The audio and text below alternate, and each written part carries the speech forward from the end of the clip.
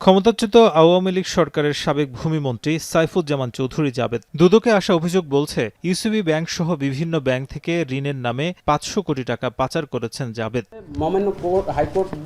অঢেল সম্পদের মালিক জাবেদের দুর্নীতি নিয়ে অনুসন্ধান করতে গিয়ে মঙ্গলবার আরও ৩টি মামলা করেছে দুদক। ইসলামী ব্যাংক থেকে ঋণের নামে ১৪১ কোটি টাকা পাচারের অভিযোগে জাবেদ সহ ২৯ জনকে আসামি করা হয়েছে। সংস্থাটির তথ্য বলছে, সব মিলিয়ে ৩৩টি মামলায় প্রায় ৬০০ কোটি টাকা লোপাটের প্রমাণ মিলেছে। ইউএই, ইউকে, ইউএসএ সহ বিভিন্ন দেশে পাচারের অভিযোগে অনুসন্ধানে প্রাথমিক সত্যতা প্রমাণ পাওয়ায় দুর্নীতি দমন কমিশন আজকে ৩টি মামলা দায়েরের সিদ্ধান্ত দিয়েছেন। এদিন সাবেক ডেপুটি স্পিকার শামসুল হক টুকুর ছেলে ও পাবনার বেড়া পৌরসভার সাবেক মেয়র এস.এম. আসিফ শামসের বিরুদ্ধে সম্পদ বিবরণী জমা না দেয়ায় মামলা করেছে দুদক।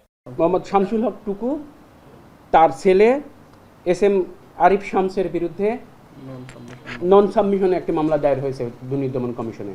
এদিকে দুদকের মানি লন্ডারিং শাখার মহাপরিচালক মোকাম্মেল হককে সরিয়ে প্রতিরোধ শাখায় বদলি করা হয়েছে। গুরুত্বপূর্ণ এই শাখায় অনুসন্ধানের অগ্রগতি মাত্র ১৪% ছিল বলে জানা গেছে।